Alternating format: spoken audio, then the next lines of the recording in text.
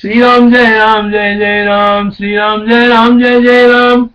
श्री वाल्मीकि राजा श्री वाल्मीकि जी ने कहा, कुंददंत की इस पर कहने पर परम श्लाघनीय भगवान श्री वशिष्ठ मुनि जी ने ये परमार्थोचित वचन कहा। अर्थात पहले कुंददंत द्वारा वर्णित माया सबल ब्रह्म तत्व को दृढ़ कर श्री वशिष्ठ जी माया रहित शुद्ध ब्रह्म का वर्णन करने के लिए प्रवृत्त हुए। श्री वशिष्ठ जी ने कहा, हर्ष की बात है कि इस महात्मा के शास्त्र के श्रवण से उत्पन्न ज्ञान को पूर्णता हो चुकी है। हर्ष की बात है कि इस महात्मा के शास्त्र के श्रवण से उत्पन्न ज्ञान की पूर्णता हो चुकी है। ये संपूर्ण जगत ब्रह्म ही है, ये बात कला मलकवद देखता है। श्री वाल्मीकि कुंददंते वदत्यैवं वसिष्ठो भगवन् मुनि वाचेदमनिन्द्यात्मा परमार्थो चिदमजा। वजुवाजा वशिष्ठ जी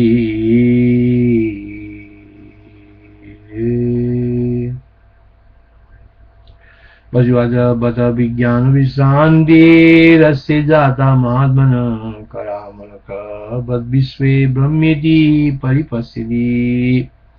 केवल भ्रांति मात्र स्वरूप ये विश्व जन्मादि रहित ब्रह्म ही से मालूम है। अत भ्रांति भी से सांतयिक और निर्विकार ब्रह्म ही प्रतीत होती है। केवल भ्रांति मात्र स्वरूप ये विश्व जन्मादि रहित ब्रह्म इसे मालूम है। अत भ्रांति भी से सांतयिक और निर्विकार ब्रह्म ही प्रतीत होती है। कीलैदम कीलेदम भ्रांति मात्र आत्मा विश्वम ब्रह्मेति भात्यजम् भ्रांति ब्रह्मैव च ब्रह्म सांदमेकमनामयम्। जो जैसे जिसके द्वारा जिस अधिकरण में जिस प्रकार का जब तक जिस काल में जिससे होता है, वो वैसे उसके द्वारा उस अधिकरण में उस प्रकार का तब तक उस काल में शिव शांत जन्मादिरहित मौन मौन अजर सर्वव्यस्त शून्य अशून्य आदि अंध शून्य अच्छे ब्रह्म ही है। अर्थात सबल ब्रह्म निष्कर्ष दृष्टि से इसने जो ये वर्णन किया है वो भी उचित है। जो जैसे जिसके द्वारा जिस अधिकरण में जिस प्रकार का जब तक जिस काल में जिससे होता है वो उसे वैसे उसके द्वारा उस अधिकरण में उस प्रकार का तब तक उस काल में शिव शांत जन्मादि रहित मौन मौन अजर सर्वव्याप्त अशून्य अशून्य आदि अंत शून्य अच्छे ब्रह्म ही है। अर्थात सबल ब्रह्म निष्कर्ष दृष्टि से इसने जो ये वर्णन किया है वो भी उचित है। यद्यथायेन यत्रास्ति यादृग्या बध्यता यद तत्तथा तेन तत्रास्ति तादृक्ता बद्धता तदा। शिवं शान्तमदं मौनम मौनमदरं ददम् शून्या शून्ये मभवा मनादि निधनम्। शिवं शान्तमदं मौनमदरं ददम् शून्या शून्य भवन शून्यमभवा अनादि निधनम्। जो जैसे जिसके द्वारा जिस अधिकरण में जिस प्रकार का जब तक जिस काल में जिससे होता है वो वैसे उसके द्वारा उस अधिकरण में उस प्रकार का तब तक उस काल में शिव शांत जन्मादि रहित मौन अमौन अजर सर्वव्याप्त शून्य अशून्य आदि अंत शून्य अच्छे ब्रह्म ही। अर्थात सबल ब्रह्म निष्कर्ष दृष्टि से इसने जो ये वर्णन किया है वो भी उचित है। जो जैसे जिसके द्वारा जिस अधिकरण में जिस प्रकार का जब तक जिस काल में जिससे होता है वो वैसे उसके द्वारा उस अधिकरण में उस प्रकार का तब तक उस काल में शिव शांत जन्मादि रहित मौन मौन अजर सर्वव्याप्त सुशून्य अशून्य आदि अंध शून्य अच्छे ब्रह्म ही। अर्थात सबल ब्रह्म निष्कर्ष दृष्टि से सबल ब्रह्म निष्कर्ष दृष्टि से इसने जो ये वर्ण किया ये भी उचित ही है। यद्यथायेन यत्रास्ति यादृग्या बध्यता यदा तत्तदा तेन तत्रास्ति तादृक्ता बद्धता तदा। शिवं शान्तमदं मौनमदरं ददम् सुशून्या शून्येम भव मनादि निधनम ध्रुवम। माया सबल चित्त के द्वारा जिस अवस्था का संकल्प अतिशय किया जाता है, वो अवस्था जल से सिंची गई लता की तरह सहस्रों शाखाओं को प्राप्त होता है। माया सबल चित्त के द्वारा जिस अवस्था का संकल्प अतिशय किया जाता है, वो अवस्था जल से सिंची गई लता की तरह सहस्रों शाखाओं को प्राप्त होती है। माया सबल चित्त के द्वारा जिस अवस्था का संकल्प अतिशय किया जाता है, वो अवस्था जल से सींची गई लता की तरह सहस्रों शाखाओं को प्राप्त होता है। माया सबल चित्त के द्वारा जिस अवस्था का संकल्प अतिशय किया जाता है, वो अवस्था जल से सींची गई लता की तरह सहस्रों शाखाओं को प्राप्त होता है। यस्यात्वस्थाया क्रियते संविदावरा सा सा सहस्र शाखाद्वमेति शेकैर्यथानता। ब्रह्मांड ही परमाणु है क्योंकि वो चिदाकाश के मध्य में स्थित है। ब्रह्मांड ही परमाणु है क्योंकि वो चिदाकाश के मध्य में स्थित है, और परमाणु ही ब्रह्मांड है क्योंकि उसमें सारा जगत व्याप्त है। परो ब्रह्मांडमेवाणु चिद्व्योम्नो नन्दतितो यदा परमाणु एव ब्रह्मांड मंदतिदा जगद्यदा। इसलिए समस्त जगत चिदाकाश आदि मध्य रहित अखंड सौम्य और मोक्ष रूप है, जिसका शरीर आदि वैचित्र्य रूप बंधन अस्त हो चुका है। अतः तुमने निरामय आत्मा स्वरूप ब्रह्म ही होकर स्थित रहो। इसलिए समस्त जगत चिदाकाश आदि मध्य रहित अखंड सौम्य और मोक्ष रूप है, जिसका शरीर आदि वैचित्र्य रूप बंधन नष्ट हो चुका है। अतः तुम निरामय आत्मा स्वरूप ब्रह्म ही होकर स्थित रहो। ये समस्त जगत चिदाकाश आदि मध्य रहित अखंड सौम्य और मोक्ष रूप है, जिसका शरीर आदि वैचित्र्य रूप बंधन नष्ट हो चुका है। अतः तुम निरामय आत्मा स्वरूप ब्रह्म ही होकर स्थित रहो। इसलिए समस्त जगत चिदाकाश आदि मध्य रहित अखंड सौम्य और मोक्ष रूप है, जिसका शरीर आदि वैचित्र्य रूप बंधन नष्ट हो चुका है। अतः तुम निरामय आत्मा स्वरूप ब्रह्म ही होकर स्थित रहो।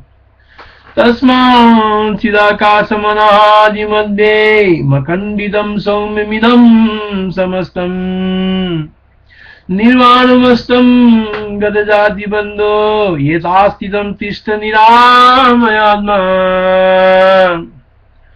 तस्मात् चिदाकाशमनादि मध्ये मखण्डितं सौम्यमिदं समस्तम् निर्वाणमस्तं गतजाति बंधु यथा स्थितं तिष्ठ निरामयात्मा। व्यवहार में तो ब्रह्म स्वयं दृश्य है, स्वयं दृष्टा है, स्वयं चेतन है, स्वयं जड़ है, स्वयं सब कुछ है, और स्वयं कुछ भी नहीं है। वास्तव में तो वो अद्वितीय सुप्रकाशानंद एक रसात्मा में ही स्थित है। व्यवहार में तो ब्रह्म स्वयं दृश्य है, स्वयं दृष्टा है, स्वयं चेतन है, स्वयं जड़ है, स्वयं सब कुछ है, और स्वयं कुछ भी नहीं है।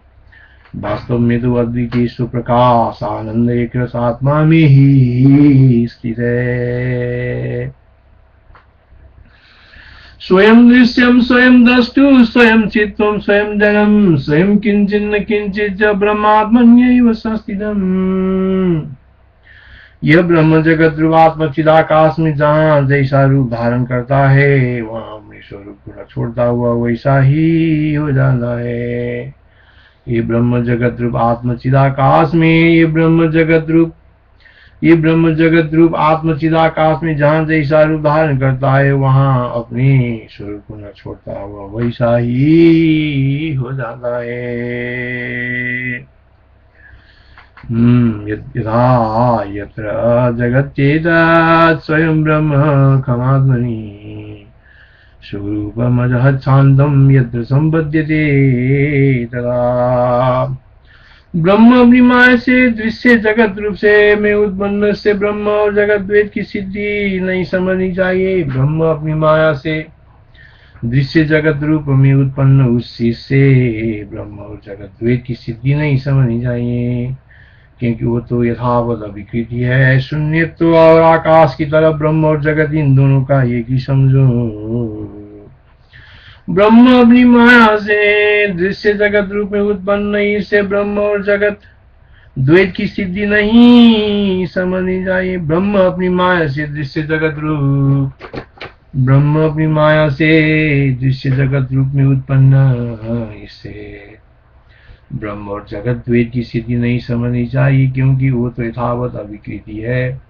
शून्य तो और आकाश की तरह ब्रह्म और जगत इन दोनों का एक ही समझो। ब्रह्म दृश्यमिति द्वैतम न कदाचिद् यथाथितम् एकत्वमेतयोर्विद्वी शून्यत्वाकाशयोरिव। दृश्य जगत ही परम ब्रह्म है और परम ब्रह्म ही दृश्यता है। दृश्य जगत ही परम ब्रह्म है और परम ब्रह्म ही दृश्यता है। ये तो न शांत है और न शांत है, न आकृति विहीन है और न आकृति वाला है। दृश्य जगत ही परम ब्रह्म है और परम ब्रह्म ही दृश्यता है। इंद्र न शांत है न शांत है, न आकृति विहीन है न आकृति वाला ही है। दृश्यमेव परम ब्रह्म दृश्यता। एतन्न शांत न शांतम नानाकारं न चाकृति। जिस प्रकार जागने पर स्वप्नादि निराकार भासमान होते हैं, वैसे ब्रह्म साक्षात्कार हो जाने पर यह भी निराकृति भासमान होता है। जिस प्रकार जागने पर स्वप्नादि निराकार भासमान होते हैं, वैसे ही ब्रह्म साक्षात्कार हो जाने पर यह भी निराकृति भासमान होता है। केवल संबित स्वरूप साकार और स्वानुभूत होने पर भी जैसे स्वप्नादि असन्मय है, वैसे यह भी असत ही है। यादृक प्रबोधि स्वप्नादि तादृक देव निराकृति। संबित मात्रात्मा प्रतिगा स्वानुभूतो सन्मये। यादृक् प्रबोधे स्वप्नादि तादृक् देहो निराकृते। संबित मात्रात्मा प्रतिगा स्वानुभूतो सन्मये। ये स्थावर नामिका संबित भी वैसा ही जड़ हो जाता है, जैसे चेतन स्वरूप वाला संबितमय जंतु भी निद्रा स्वरूप हो जाता है। स्थावर नामिका संबित भी वैसे ही जड़ हो जाती है। स्थावर नामिका संबित भी वैसे ही जड़ हो जाती है, जैसे चेतन स्वरूप वाला संबितमय जंतु भी निद्रा स्वरूप हो जाता है। स्थावर आत्मिका संबित भी, इसलिए स्थावर नामिका संबित भी वैसे ही जड़ हो जाती है, जैसे चेतन स्वरूप वाला संबितमय वस्तु भी निद्रा स्वरूप में जड़ हो जाता है। संबितमयो यथा जंतु निद्रात्मा से जड़ो भवन। जड़ीभूता तथै शास्त्रे संबित नामिका। स्थावर नामिका संबित भी वैसे ही जड़ हो जाती है, जैसे चेतन स्वरूप वाला संबितमय जंतु भी निद्रा स्वरूप हो जाता है। किंतु चित स्थावर दुरूप जड़ से जंगम स्वरूप चित्त को वैसे ही प्राप्त होती है, जैसे सुषुप्त आत्मा जीव स्वप्न और जागृत को सैकड़ों जगतों की कल्पना से जाता है। चित स्थावर दुरूप जड़ से जंगम स्वरूप चित्त को वैसे ही प्राप्त होता है, जैसे सुषुप्त आत्मा जीव स्वप्न और जागृत की सैकड़ों जगतों की कल्पनाओं से जाता है। चित्त स्थावर स्वरूप जड़ से जंगम स्वरूप चित्त की वैसे ही प्राप्त होता है, जैसे सुषुप्त आत्मा जीव स्वप्न और जागृत की सैकड़ों जगतों की कल्पनाओं से जाता है, अलग गुजरता है, अनुभव से गुजरता है। स्थावरद्वाजरा चित्तम जंगमात्मा प्रयाति चिद जीव सुसुप्तात्म स्वप्नम जागृत सैव जगह चले। मोक्ष होने तक जीव की स्थिति भूमि जल वायु तेज और आकाश में स्वप्न तुल्य आकाश शून्य रूप लाखों जगतों के साथ भासमान होती है।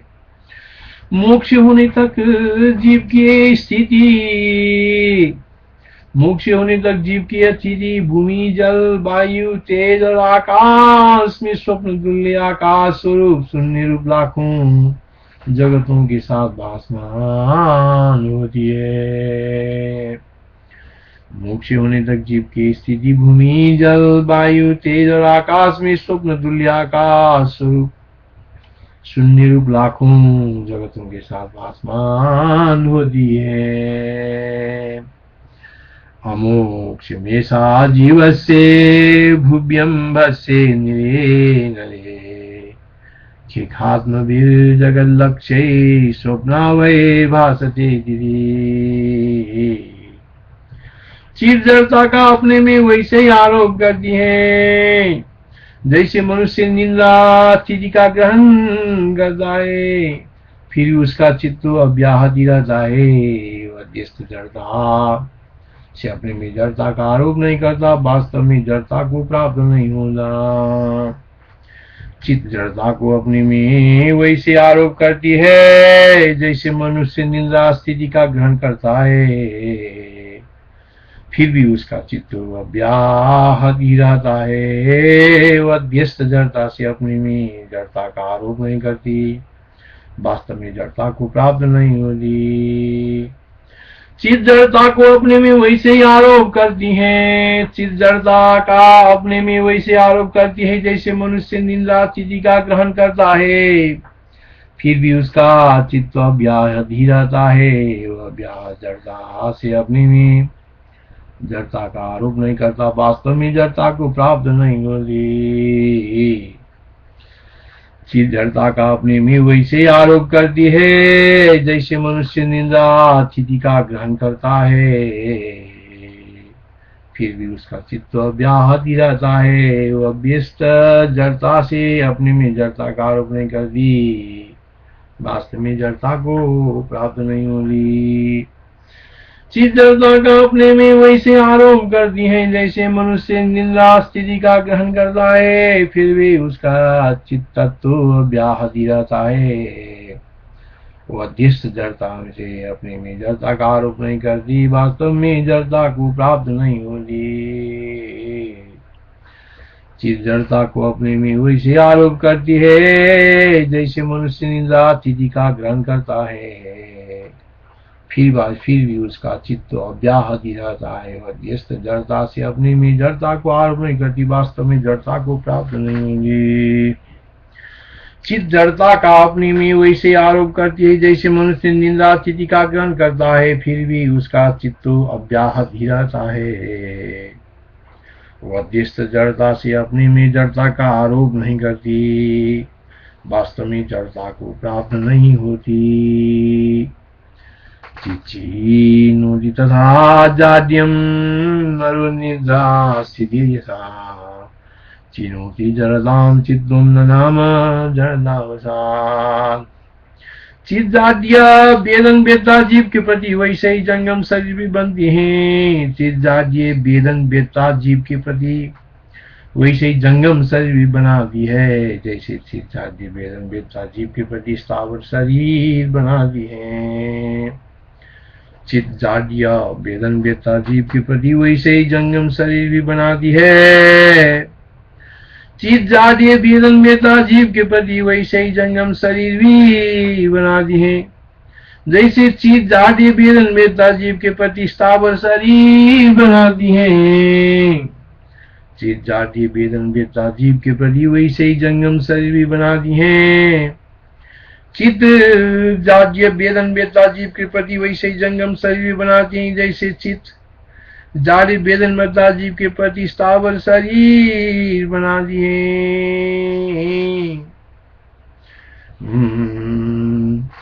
चिदा वेदन वेदारम भावरम क्रियते बहु, चिदा वेदन वेदारम जंगमम क्रियते बहु।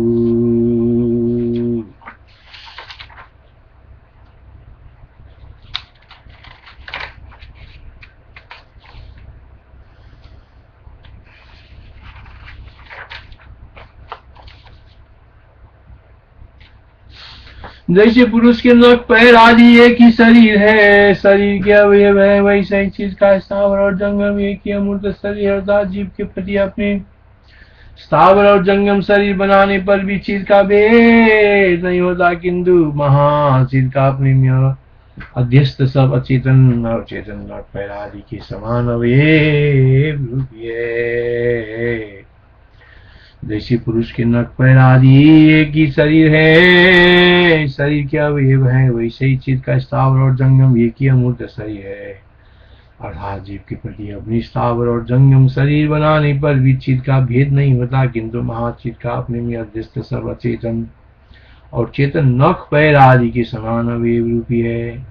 जैसे पुरुष नख और पैर आदि, जैसे पुरुष के नख पैर आदि एक ही शरीर है, शरीर के अवयव है, जैसे वैसे ही चित्त का स्थावर जंगम एक ही अमूर्त शरीर है अर्थात जीव के प्रति अपने स्थावर और जंगम शरीर बनाने पर भी चित्त का भेद नहीं होता, किंतु महाचित्त का अपने में अध्यस्त सब अचेतन और चेतन नख पैर आदि के समान अवयव रूपी है।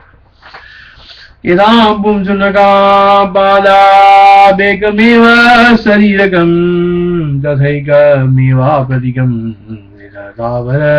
जंगमम्। आदि सृष्टि में हिरण्यगर्भ का प्राथमिक सृष्टि में हेतुभूत संकल्प होने पर चित्त का जगत नाम का जो रूप इस तरह प्रसिद्ध की प्राप्ति था वो उस समय भी वैसा ही स्थित है। आदि सृष्टि में हिरण्यगर्भ का प्राथमिक सृष्टि में हेतुभूत संकल्प होने पर चित्त का जगत नाम का जो रूप जिस तरह प्रसिद्ध को प्राप्त था वो उस समय भी वैसा ही स्थित है।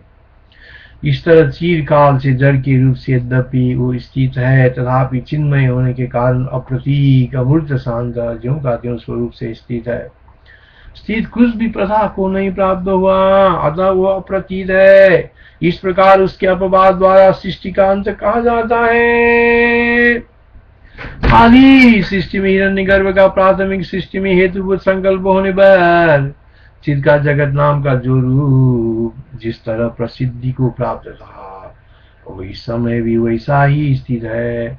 इस तरह चिरकाल से जड़ के रूप से यद्यपि वो स्थित है तथापि चिन्मय होने के कारण अप्रतीक अमूर्त शांत ज्यों की त्यों स्वरूप से स्थित कुछ भी प्रथा को नहीं प्राप्त हुआ अप्रतीत है, इस प्रकार उसके अपवाद द्वारा सृष्टि का अंत कहा जाता है। आदि सृष्टि में हिरण्यगर्भ का प्राथमिक सृष्टि में हेतुभूत संकल्प होने पर चित्त का जगत नाम का जो रूप जिस तरह प्रसिद्धि को प्राप्त था वो इस समय भी वैसा ही स्थित है। इस तरह चिरकाल से जड़ के रूप से यद्यपि वो स्थित है तथापि चिन्मय होने के कारण अप्रतीक अर्थात अमूर्त शांत ज्यों की त्यों स्वरूप से स्थित कुछ भी प्रथा को नहीं प्राप्त हुआ अतः वो अप्रतीत है, इस प्रकार उसके अपवाद द्वारा सृष्टि का अंत कहा जाता है। आदि सर्गे स्वप्नैव यत् प्रथामागतं दिनं चितुरूपं जगदिति तत्तदैवान्त उच्यते तत्सैवा प्रतीकं सान्नं यथा चिदमवस्थितम् न प्रथामागतं किंचिन्नासीद प्रहितम् इदम्।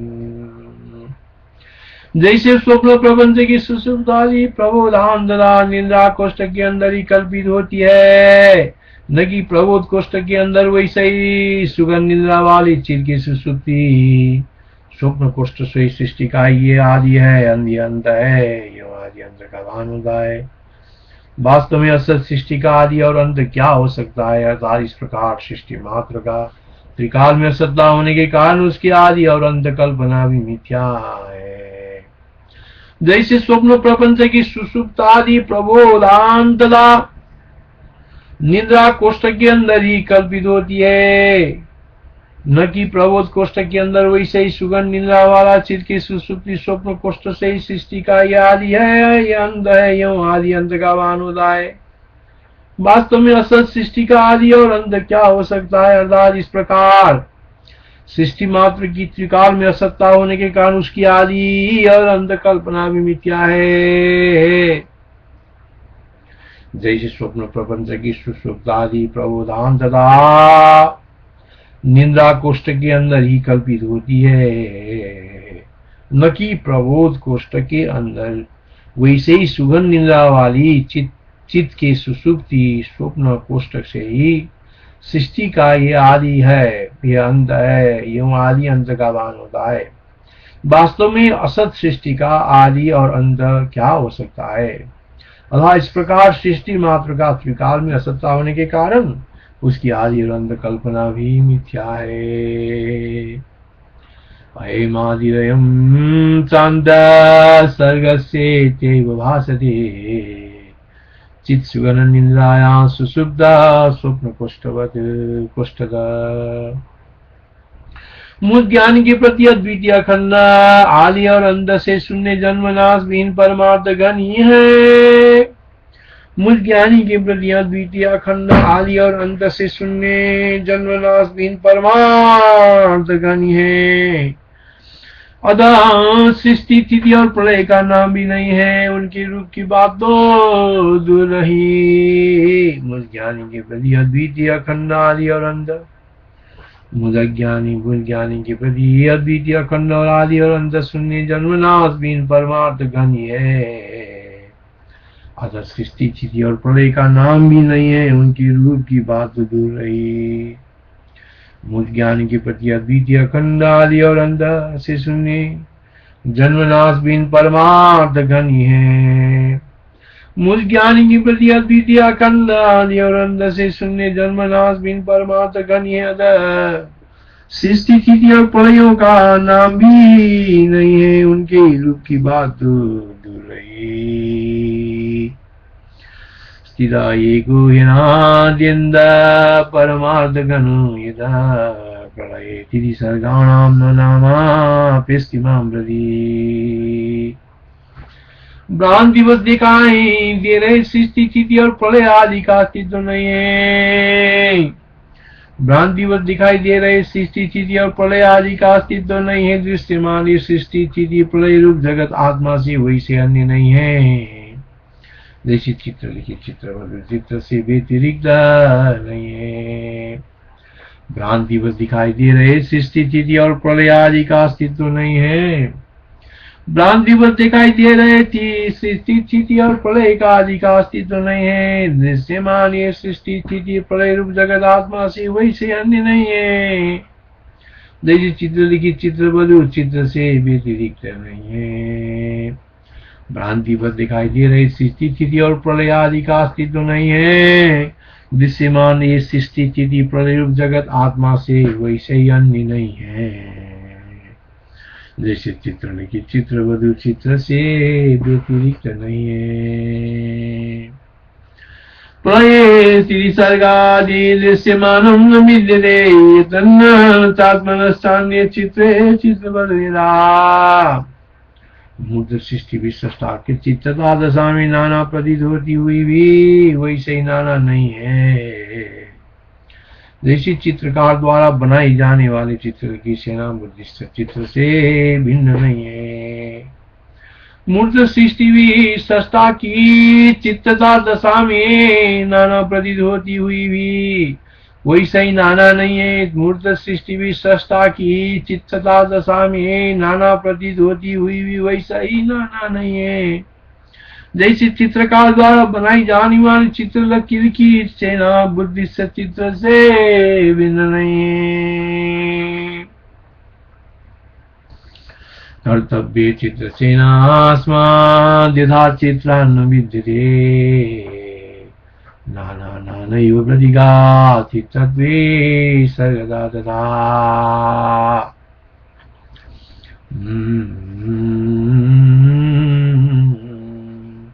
यद्यपि चिद्घन निद्रारूप अविद्या विभागिने यद्यपि चिद्घन निद्रारूप अविद्या विभागिने तथापि वो सुषुप्त रूप आवरण से वास्तविक स्वरूपभूत विमोक्ष नाम से प्रसिद्ध वाक को चुरा लेती है।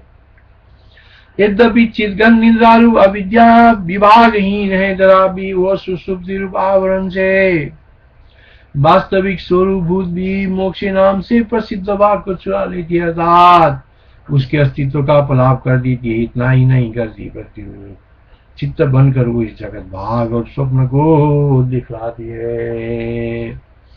यद्यपि चिद्घन निद्रारूप अविद्या विभागहीन है तथा उस सुषुप्ति रूप आवरण से वास्तविक स्वरूपभूत भी मोक्ष नाम से प्रसिद्ध भाग को चुरा लेती है, अर्थात उसके अस्तित्व का पलाप कर देती है। इतना ही नहीं करती प्रत्युचित बनकर वो इस जगत भाग और स्वप्न को दिखलाती है। यद्यपि चिद्घन निद्रारूप अविद्या विभागहीन नहीं तथा भी वो सुषुप्ति रूप आवरण से वास्तविक स्वरूपभूत विमोक्ष नाम से प्रसिद्ध भाग को चुरा लेती है।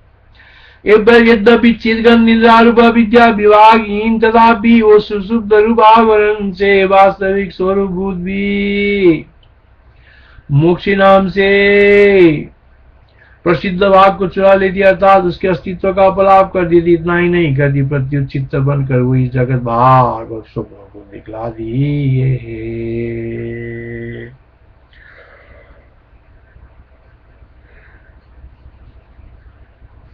विभागहीनया पेशा भागत चिद्घन निन्द्रया सुषुप्तान् मुच्यते मोक्षे इति स्वप्नस्तु चित्तगम्।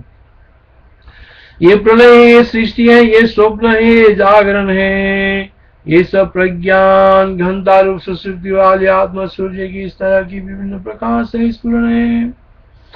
ये प्रलय है, ये सृष्टि है, ये स्वप्न है, ये जागरण है, ये सब प्रज्ञान घनता रूप सुषुप्ति वाले आत्मा सूर्य के इस तरह की विभिन्न प्रकार से स्फुरण है।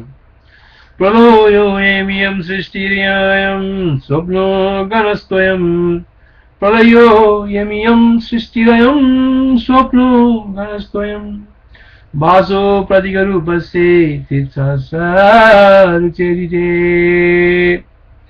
उनमें चिन्ह निद्रा का उद्भूत वासना वाला जो स्वप्न भाग है वही उपाधि रूप अंश की प्रधानता से चित्त कहा गया है।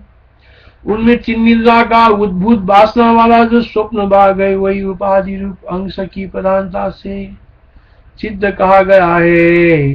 चिदंश की प्रधानता से जीव ही वही देवता सूर मनुष्य आदि अधिकारियों के शरीर को दृष्टा हो तत्व ज्ञान से चिन्ह निद्रा को हटाकर मुक्त होता है। उनमें चिन्ह निद्रा का उद्भूत वासना वाला जो स्वप्न भाग है वही उपाधि रूप अंश को प्रधानता से चित्त कहा गया है। चिदंश की प्रधानता से जीव ही वही देवता सूर मनुष्य आदि अधिकारियों के शरीर का दृष्टा हो तत्व ज्ञान से चिन्ह निद्रा को हटाकर मुक्त होता है। चिन्ह निद्राया स्वप्नमयो भागश्चित्तमुदारिदं तदेव मुच्यते भूतम जीवो देवासुरादिति। चौथी और पांचवी भूमिका में ज्ञात हुआ वही जब छठी भूमिका में स्वयं सुसुप्ति होता है तब सातवीं भूमिका में मुक्ति की अभिलाषा करने वाले पुरुषों द्वारा मोक्ष कहा जाता है। ऐसे ही वो परिज्ञान सुसुप्ति भवति स्वयं यदा तदा मोक्षेति पुक्षति मोक्षकांक्षी। श्री राम जय राम जय जय राम। श्री राम जय राम जय जय राम।